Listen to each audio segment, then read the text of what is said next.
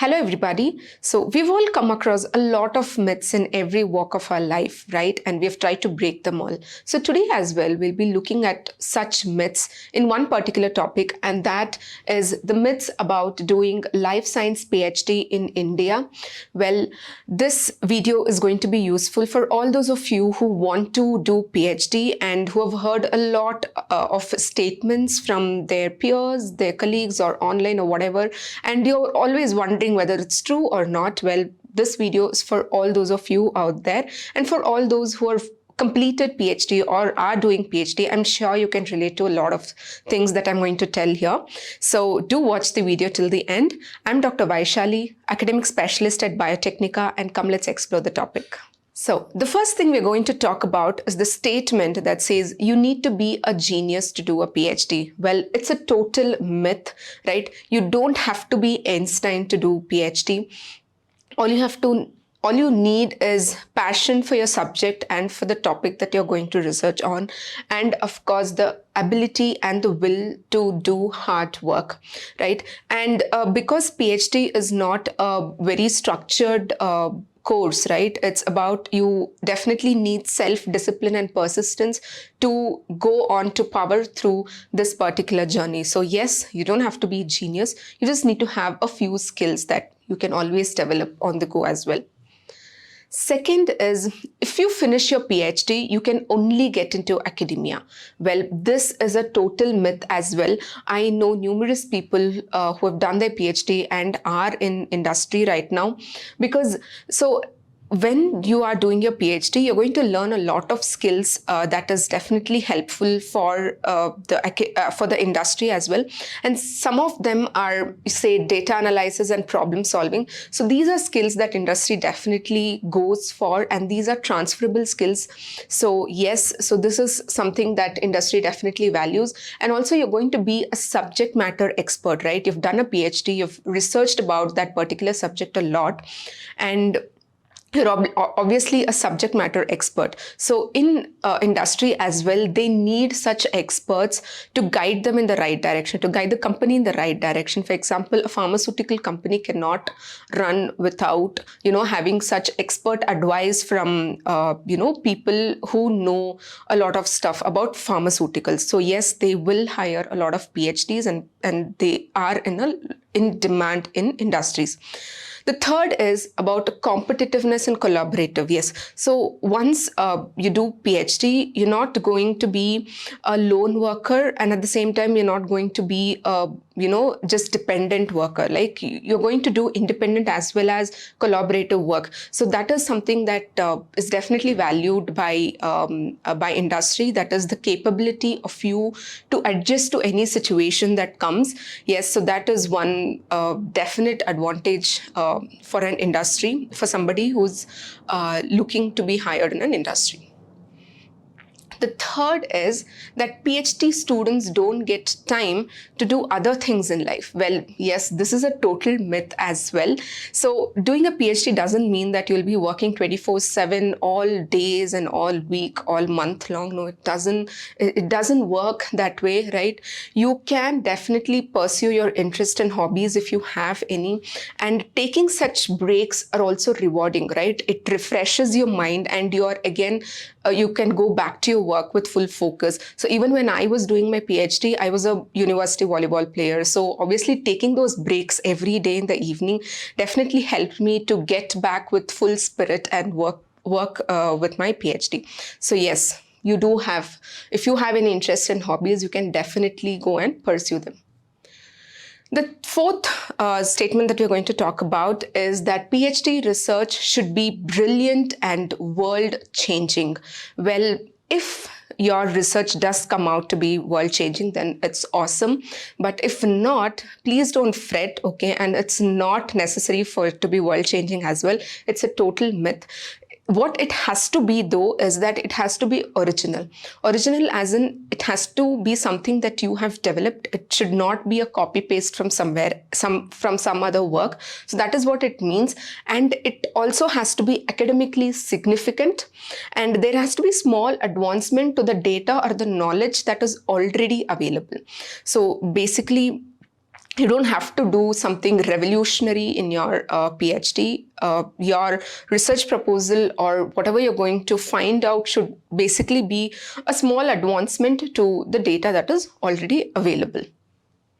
Now, the fifth statement we are going to talk about is one should know everything about the field before starting to do a PhD. Well, this is a total myth as well. For one logical reason that it's not possible for anyone to know everything in a field, right? Even an expert is, might not know everything in the field. So yes, this is a total myth. And yes, in the process of doing your PhD, you're going to learn a lot of insights about that particular field. So every step of your life is going to be learning, right? So it's not possible to know everything in that field. So yes, this is a total myth. The second is that research papers are very easily published. Well, this is a myth as well. For example, it doesn't work that you do research, you write, and your paper gets published. Well, it doesn't work that way. So once you write your research paper, so it goes for multiple cycles of revision and review, right? So when you send to a journal, there is something called peer review where your paper is very thoroughly checked, and then the peers who are experts in that field are going to review your article, and they're going to give their comments, and they're going to suggest some changes or something of that sort. And then you see all those reviews, and if necessary, you make those changes. That changes need not just be only in the paper, but also in your experimental work as well. For example, they could have told that this is some additional work that you have to do. So basically, you have to go back, do that work, get those results, put it back in your paper, and then, submit it again. So such things do happen whenever you submit your paper for revision or for publication. And again, so there are also chances that it gets rejected. But of course, you should not get bogged down. You have to basically come back and take those as a learning opportunity, and then get better in your next step. So yes, publishing a research paper is not as easy as it sounds.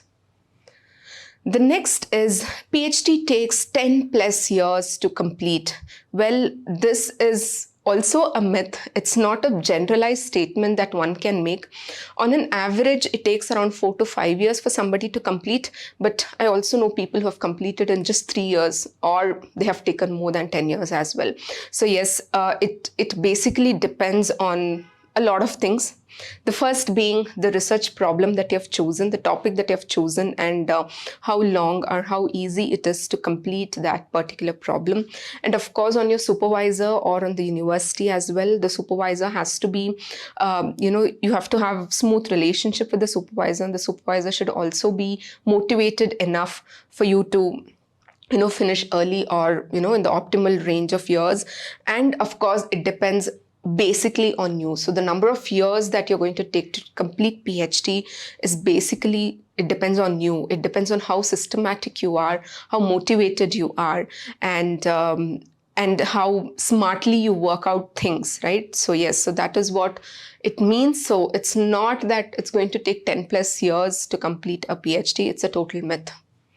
The next statement is that a PhD graduate knows everything once they complete their PhD, right? No, again, so just like what we talked about, right? And nobody can know everything, okay? So it's just that you have advanced the knowledge of something, and definitely you'll do a lot of research on that topic, and you are well versed with a lot of concepts, but that doesn't mean they know everything in that field or anywhere else also, right? And PhD is a start of your career in the research field in that particular topic. It's not the end of your research career. So obviously you're not expected to know everything in that field. So yes, this is a total myth. The next statement is a PhD is much harder than doing masters or UG. Well, this also I would call as a myth, because here we are comparing apples to oranges, right? Your UG or your master's course, it's going to be a very structured course. You know when you have to give your exam, what your courses are going to be, and how easily or in how many years you're going to complete. So all of this is a very structured program. But in case of PhD, the structure is completely different, right? You have all the freedom and the independence to do it your own way. To do your PhD in your own way, you have the freedom to choose your courses, to to do all the meetings and all of those milestones at your own pace. So you cannot exactly compare it with a UG or PG. And also, it's not a theory heavy course. Of course, in PhD you're going to do a lot of research, so again you can't compare it with masters or UG. And you take things in your own responsibility. So that's how a PhD is totally different from a UG or master's. So yes, you cannot compare the two in the same level. Now, the 10th and the last myth that I'm going to break today is something called I am not suited for a PhD. Well, many of you might have this in the back of your mind that maybe I'm not suited for research, maybe I cannot do this, or I will not be able to persistently stay, and all of those things. Well, please remember that everybody is unique, right? No two researchers are going to be the same, even though they may be researching the same topic, right? So you may have a few skills that I don't have. I may have a few skills that you don't have, right? So use the skills that you have and learn the skills that you don't. So that is what PhD is all about. It's about learning through the journey. So the real question that you should be asking is whether you want to do a PhD and not whether you are suited for a PhD or not. So that is something that should not be in your mind. And yes, have that confidence and go ahead. And if you really are passionate about the subject and you really want to do research as a career, then yes, go ahead and start your PhD life. Do not worry about this. There's nothing called suiting and non-suiting for a PhD. Here we come to the end of this particular discussion. I'm sure it was super helpful for all of you. Thank you so much for being here. And do let us know in the comment section if you have any doubts or you want us to make any videos about PhD life in itself. Thank you so much and see you all in the next video.